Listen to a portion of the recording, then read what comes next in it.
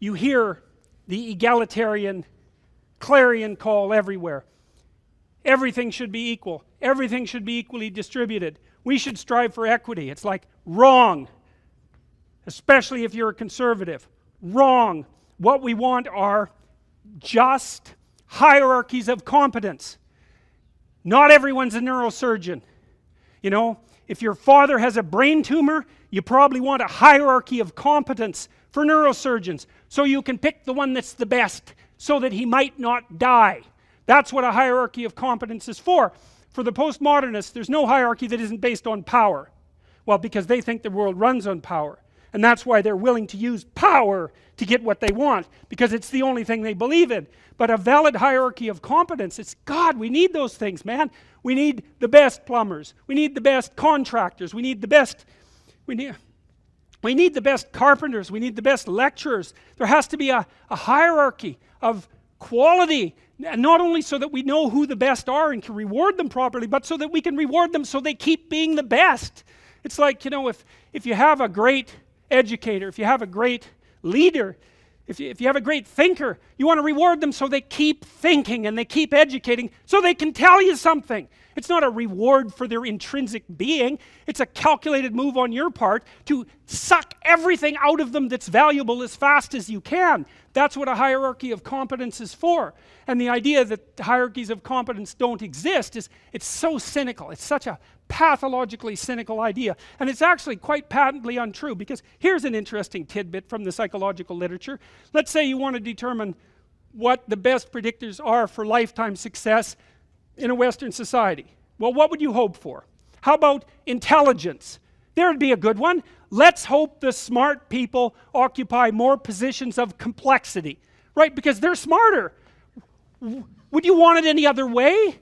Okay, and that's great. The number one predictor of accomplishment in Western societies is intelligence.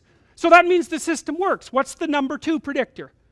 Conscientiousness. Well, what's that? It's a trait marker for hard work. So who gets ahead? Smart people who work hard.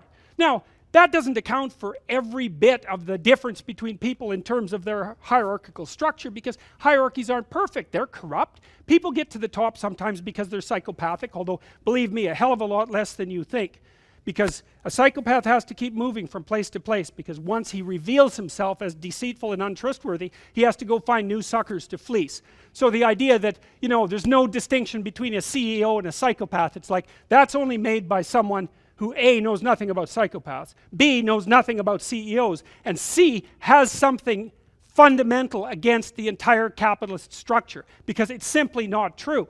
Corrupt, sometimes, greedy, sometimes, short-sighted, sometimes running companies that are doing their best to auger themselves into the ground, and so, you know, it's bad people running a dying organization.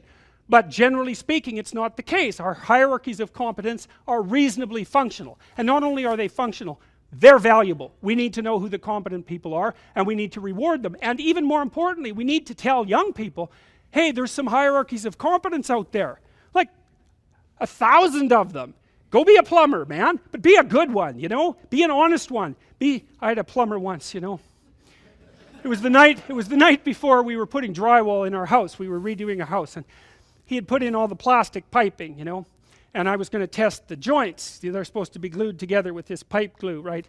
And I told him I had to test the joints, and he said, well, you don't have to test my joints, they never leak. And I thought, yeah, that's okay. How about if I test them? So I went up on the 3rd floor and filled the pipes with water, capping them in the basement like you're supposed to. And like half an hour later, I had 2 inches of water in the basement. There were 30 leaking joints. And that was the night before the drywallers were supposed to show up.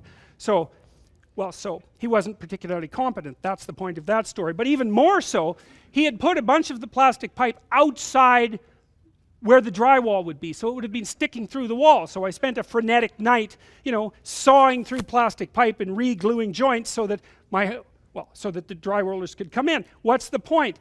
If you're going to be a plumber, man, be a good plumber, because otherwise all you do is go out there and cause trouble. And we don't need people to cause more trouble. We need people to solve problems.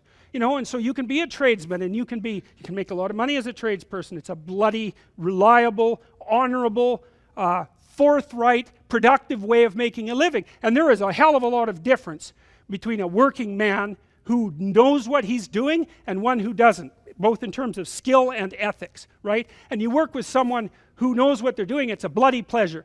They tell you what they're going to do, they tell you how much it will cost, they go and do it, it works, and you pay them.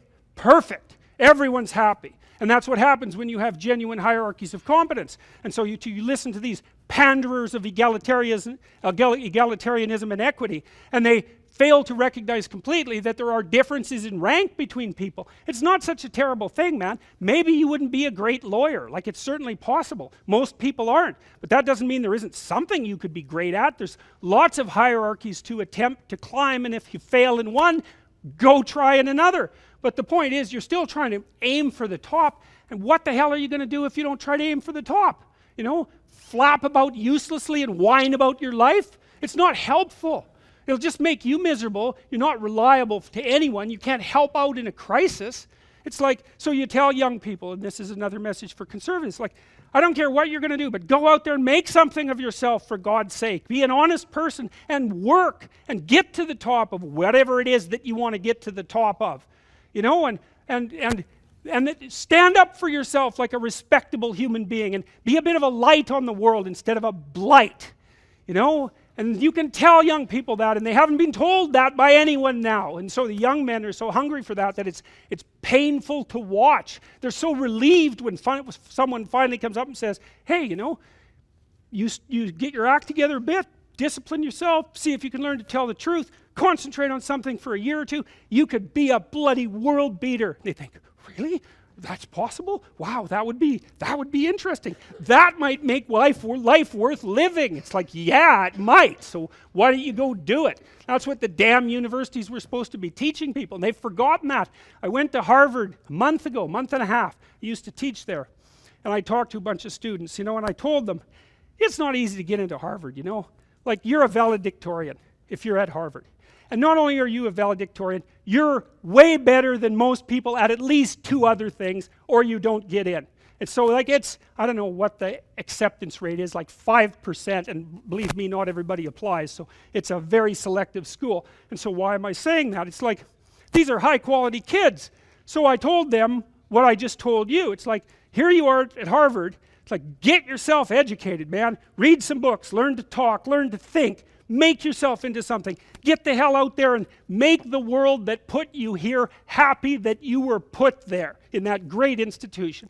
You know, and they came up to me afterwards and said, God, I wish someone would have told us that when we were in our first year. It's like, Jesus, why didn't someone tell them that? For God's sake, it's supposed to be the greatest university in the world. Is it so difficult to figure that out? Well, it is if that isn't what you want to have happen in the university. You want to make cringing milksops who whine about being victims while they're going to Ivy League institutions. Jesus, it's pathetic.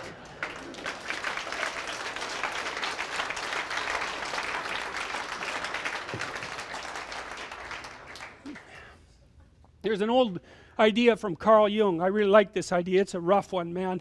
It's like a psychotherapeutic scalpel. Let's say someone's doing something to you don't understand. It's producing nothing but misery as an outcome. You think, what the hell is your motivation? They won't tell you. Maybe they don't know. So Carl Jung's advice was, look at the outcome and infer the motivation. Okay, so you produce a generation of students privileged beyond belief in comparison to the rest of, like, struggling humanity in all of history. You put them in Ivy League schools and they come out thinking that they're members of an oppressed group and victims. It's like, well, why would that happen? And the answer is, well, that's what the people who taught them wanted to turn them into. And then you might think, well, did they do that because they cared for them? It seems bloody unlikely to me. You take this great raw material, right? I mean, it's taken a lot of work to make an institution like the University of Toronto or like Harvard. We've been working on that for thousands of years. And you invite people in, you think, God, we selected you so carefully because we think you could be a world beater. And then what we do is, we don't teach you how to think, we don't teach you how to speak, we don't get you to read great books, and we convince you that you're a victim and that your culture is corrupt. It's like, great. Well, those people are no friends of those institutions, I can tell you that, and they're even less friends of those students.